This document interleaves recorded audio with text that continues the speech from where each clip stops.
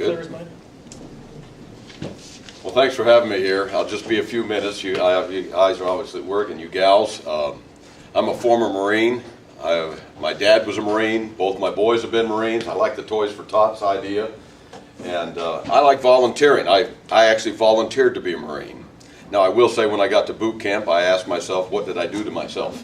It's a little bit different. I don't know how many have been in the Marines or anything like that, but volunteering, I always think about what is it to volunteer, and I walked into your complex today and I saw these signs up here, and I thought, well, I got to take a picture of this. It says, we will value and inspire each other, be innovative, encourage learning and professional growth, promote ownership, and while having fun doing it. And I thought, is that too cool or what? Now you think about it. What's volunteering? And I thought, and I have a friend, well, you can always tell people to volunteer, but it's just one more thing to do. It's just another cause, or okay, all right, or maybe we volunteer because someone's going to pay us. Well, that's not a lot of volunteering, really, truthfully, anyway. But the greatest volunteering is an attitude that starts in the home. It starts right at home when you volunteer. And when you volunteer, when you go home from a hard day, and I remember always going. The things that I've done in my life, and I would go home and I hadn't seen my wife all day, and believe it or not, she wanted to talk to me. And by the way, I wasn't in the mood to listen. It was a really odd thing, isn't it? I married her because she was foxy, okay? And I didn't marry her, so I had to listen to her. And it's just the way I was. I mean, I don't know how you guys got married, but I mean, that's the way it was for me. And all of a sudden, of course, along the journey, I'd come to know Christ, and I needed a new nature anyway. You know, I definitely need a new nature. I used to think I don't understand this thing. Why does somebody want to get older, get married, have kids, become a grandfather, and then hit the compost pile? It just didn't make sense to me. I thought, man, that just doesn't have any sense. And so I began to think about this attitude and what happens when you volunteer, the attitude of volunteering. It's influence. Think about this. It's influence. And all of a sudden, it wouldn't matter if I can go anywhere. I love motorcycles. I've been on them all my life. When I was born, I was born in Southern California, and I was taken home on a 47 knucklehead. I have the picture. There's my dad. There's my mom. I'm wrapped up a baby in the blanket, and we're on a Harley Davidson going home. And I thought, yes, that's the way all babies ought to go home. You know? And I began looking at this, and I said, but think of the fun that you have if you have the attitude of a volunteer. But it has to start at home. And so I would go home and I would listen to my wife. And as you listened, I would listen to her. She was all over the place. I mean, I just was looking for one point. And she couldn't do that. It was just like a space cadet, a shotgun blast of all the things that went on with the kids and everything else. And then she would just, oh, honey, what? That was awesome. And I was like, wow, yeah, that was awesome. And then I would look, and she would go, and I can go look at cars, I can go motorcycles, I can go hunting, I can fish, I can go out with the guys, everything's great. My wife, I'd say one day, I'm going to volunteer. It has to start at home before I can get out into a community and do anything. It's got to be an attitude of the heart and the mind. You got to want to. So I would say to my wife, honey, what would you like to do today? It's not about what I'd like to do, because when we were younger, she would say, what do you want to do? And I'd say, let's go kill something.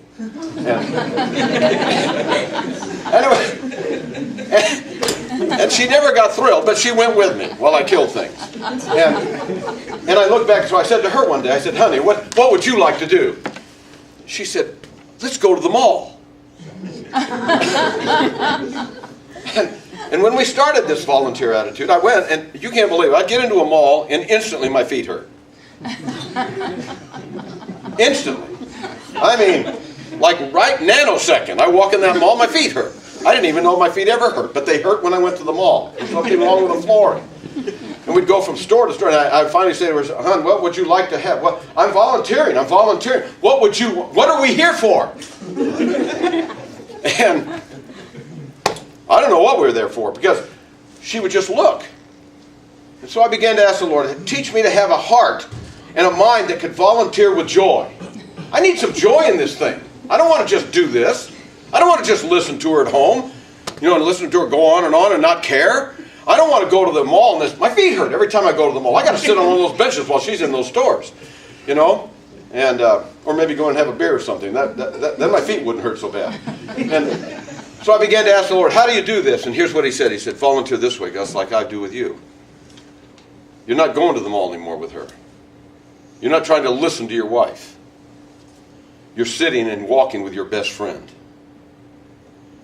And I said, think of when you volunteer as going out with your best friend. Then you go out with joy. When you're out with your best friend, aren't you doing it with joy? Yes. She's my best friend. All of a sudden one day I came up again. By the way, this took years. This took several years in my life. I volunteered again. I said, honey, what would you like to do? She said, let's go to the mall. I said, man, that just sounds great. How about breakfast first? She said, okay. So we went and had breakfast. We spent all day at the mall. The whole day. I had a blast. At the end of the day, we're walking out to our car, and I'll never forget my wife. What did she say to me? She says, hon, this has to be the best day we've ever had. And I said, yes. Yes, it is. You know why? Because the attitude of volunteering starts in the house. It's not about just going out into our community. We got a great community. And we can volunteer to give our turkeys away. We can give our turkeys away. We can give our toys away. We can give our money away. We can give our time away. The greatest thing you can ever give isn't any of those things. The greatest thing we can volunteer is our life. See, our life is made up of only time. And every time we volunteer our time, our life, it's our time. The moment I give you my time, I gave you my best. Because there's nothing else I can give. The most valuable thing I have isn't my money. It isn't a turkey. It isn't a toy. It's my life. I can't ever get it back. When I leave this place, the time I'm giving to you right now can't come back to me. That's my life. I volunteered to come here today. You know, and I looked at it and I said, I couldn't wait to see you guys again. And, you know, I remember when I was here before and I thought, Lord, these are pretty cool people out there. Let's go blow their hair back and do something, you know. And I said, so when you think of volunteering, I'm going to leave you with this, and I'll leave you with this little story. I have a friend, his name's Kevin. He marches to a different drum. He's artsy and all of that stuff. I mean, he wouldn't have joined. If he would have joined the Marine Corps, boot camp would have killed him. I mean, he's a nice guy. By the way, loves to race cars. I mean, and that kind of stuff, but he's just artsy. And he always likes to do this artwork stuff, this funky kind of artwork. And so he was telling me about this, and I'm going to show it to you. It's a file cabinet. And I said, a file cabinet. He's telling me a story in Cayucas yesterday. We're having coffee together. And he says, yeah. And I thought, I got this file cabinet. I painted it orange. And I thought, I just had this vision of I could put it in an alley. And I thought, well, that's a good place for a file cabinet, I guess, in the alley. I'm not quite sure where he was going. And he said, I painted orange, and I got all this blue around here and all that. And he said, and then I came to this thought. The file cabinet's like life. And I said, what do you mean? He said, and I pulled open the bottom drawer, and I put mediocrity. And it's nothing but a bunch of paper coming out of the bottom drawer. And how many people live their life, their marriages and everything, and whether they volunteer or not, it's mediocrity. No one even can see the difference because the attitude of the volunteer, it's just nothing. There's no influence there. And then he put in the top one. He said, I put it in a metal shelf, and I found this vase of purple. And I went and I got these flowers. And when we put it up, I said, and he tells me the story, and he said, and I thought, influence. See, volunteering is about influencing people. It's about making a difference in a person's life. Because what is a community? A community is people. What's a neighborhood? It's people. What's this business? Think you're in the wine business. Well, you do have to produce wine, but the truth of it is, that sign out there is more about people. It's about you're a team, doing it with joy. And I said, you know, I do it with car dealers all the time. I said, you guys aren't selling cars. It's not about cars. You're in the people business. Volunteer your time. How can I do something? And it'll always start at home. And so I left this guy, and I did this with about 90 guys this morning. At 6 in the morning, I'm teaching about men's character. And I said, do you want to live a life of mediocrity? Do you want your marriage to look like that? Do you want your job to look like that? Do you want your volunteering, or do you want to have influence? What would you like to have? And isn't it influence? Isn't that where we feel valued? Isn't that the joy? And I said, when you think of volunteering, and even if someone would pay you, when they paid me, when I volunteered, and this has happened in my life, I always gave it away. I already make a salary. I just gave it away.